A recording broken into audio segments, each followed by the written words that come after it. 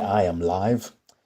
I have gone live a little bit later than I planned, but my commitment to you guys was I'm going to go live this week, so here I am. So welcome back to my channel.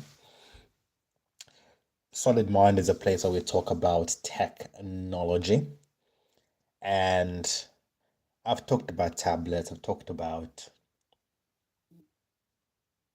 everything really. Um, but I wanted to make this more of a Q&A. So I'm gonna let you guys come and ask me any questions, anything that you have pressing that you want answers to. One thing that I will want to talk about is what do you actually need in a phone to make it a really good phone? Like, what things are needed in a normal smartphone to make it an excellent smartphone? And for me, I think it comes down to a few things. When I try and buy a smartphone, first of all, it has to be a smartphone. It can't just be any phone. I need it to be a big phone. I like displays that are big. So, for example, my OnePlus 7T Pro is as big as an iPhone 17 Pro Max. I like having a big phone. That is something that has always made me excited to have a big phone because I like to consume media a lot. So oftentimes what I'll be doing is that I will buy a big phone with a really big display. The phones that I like to buy, for me, they have to be at least 1440p as a bare minimum. If a phone is not 1440p in quality, I will not look at it at all. Because for me is that when you've tried 1440p is 2K. When you've tried a 2K display, I promise you this, you will struggle to go back to a normal display. And for me, when I buy a phone, it has to be OLED, OLED. The reason is an OLED phone that is at least 6.7 inches will mean that when you are watching content, it will look the best. I think anything above a 2K display, it's really hard to see the quality difference. Because the thing is, right, after you get past 2K, the only difference in quality is if you get really close to your phone. And for me, when I'm buying a phone, I just want a really big phone, at least 6.9 inches. That's really good for me. I also would like, oh, I have Max saying hi. You said hi 4 times. Thank you for coming to my live. So it has to be a big phone, 6.9 inches, a really big display. And for me, the phone also has to have really good battery. That is a no-brainer for me.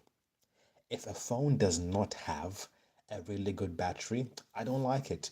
When I say a really good battery, I don't mean the size of the battery. I'm talking about battery optimization.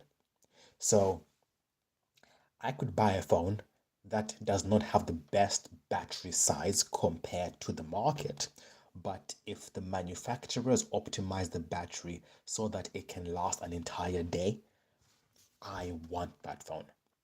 I do. So, for example, I love the OnePlus devices because they don't have the biggest batteries, but the way they are designed is that they really try to, what do you call it, to kill any background applications. That is something. So thanks for commenting, Max, by the way. Please subscribe to my channel. Subscribing helps YouTube know that my channel should be pushed out. So for everyone watching right now, please subscribe. Even you, Max, I see you in the comments. So please subscribe. So I need a big phone, 6.9 inches, a big display, 6.7 inches. I want good battery optimization, that is a bare minimum. And I also want a clean OS. For me, a clean OS is very important. Um, I don't like the iOS OS at all. You know what? I think for me, there's a Nokia Lumia 1070. Like, like those like Nokia phones with all those tiles, those square tiles. For me, that was the peak of design. Like, I like a design that is good. So I enjoy Android. I don't like the way that the iOS looks. I hate having everything on one screen. Even though you can have folders now on iOS, that's why I love Android. So for me, when I'm buying a phone, I want it to be as close to stock Android as possible. When I say stock Android, I mean something like as close to the Google phones as possible. I don't have the Google phone, and I think there's better launchers than the Pixel launchers. But for me, I hate bloatware. I hate it. So if a phone has a good OS, good battery optimization, a really good display that is at least 4K, not 2K actually, and it's OLED, for me, that's an amazing phone. I want you to comment down below. What do you need in a phone for you to say this is amazing? Comment down below. I've been watching a few videos on YouTube, and I'm really loving what Nothing is doing. Nothing, the phone company. So recently, they've done a few videos where they have been talking about MKBHD's dream phone, and also talking about Mr. Who's the Boss making their dream phone. And you know what? They have a lot of similarities in terms of what they want. Everybody wants a bigger display. Everybody wants a bigger battery. Everybody wants a customizable launcher that makes the phone look amazing. So comment down below, what do you need in a phone for you to say this is amazing? Or what do you currently use in your phone that you can't live without? One thing I have realized is that I don't care about cameras. If you listen back to this live, I'm going to post it on my channel, you will realize that I didn't mention cameras. The reason for that is I will tell you a bit about myself and why I don't care about cameras on phones. The worst camera on a phone now is better than 90% of all phone cameras 10 years ago. I used to do photography as a job. It was freelancing here and there, and it was fun.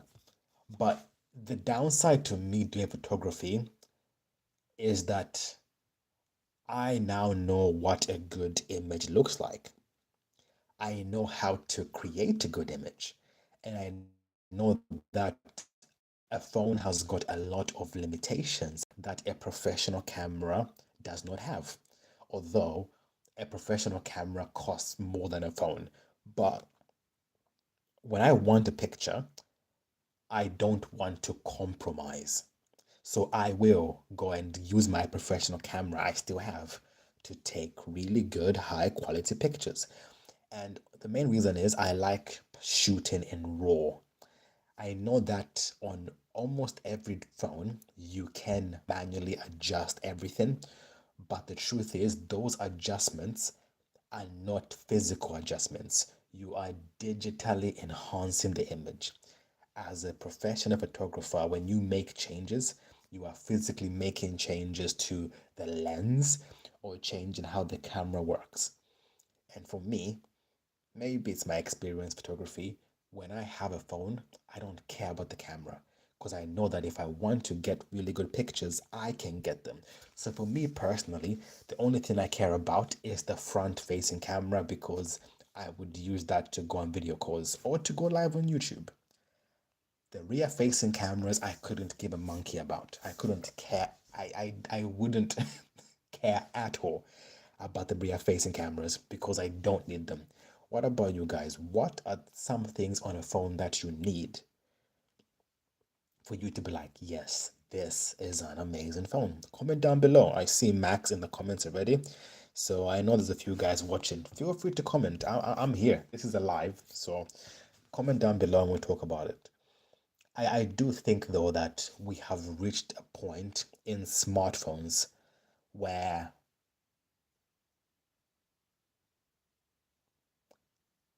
it's very difficult for manufacturers to keep making new and exciting features. It's very difficult. So the issue is that back in the day, every year the new phone had a lot of new features. The changes in the existing features would also be very drastic. So, for example, one year the storage would only be 16 gigs. The next year it is 128 gigs. The next year it's 512 gigs. So every year there was big, massive changes that would happen. And for me, I feel like now, whenever a new phone comes out, it's incremental. It's small little changes, not big changes. So I think that now we've reached a point where whenever a new phone comes out, it's not special. And this is why Nothing Phone is trying to differentiate. So when the Nothing phones came out, they had the glyph interface, all those flashing lights at the back of the phone, right? That's what they had. But now, if you look at Nothing phones, they're trying to move from a very niche device into a device that is more, how can I put it? A device that is more like an iPhone, pretty much. So it's very easy to look at the fact that everybody is trying to make the exact same phone. So there's nothing special out there. And for me, is every phone is pretty much similar. Everybody is working towards the same evolution in technology. If one manufacturer makes something good, everybody will copy it. And eventually, it's going to get to the point where everyone's making the same phone, pretty much. So I'm gonna end the live here. So thanks for watching. I'm realizing that the majority of my views for going live come after I've gone live. So if you're watching this after I've gone live, thanks for watching. Please subscribe. You don't know how much it means when you subscribe to my channel. But thanks for watching. Please like, comment, subscribe, and yes, peace.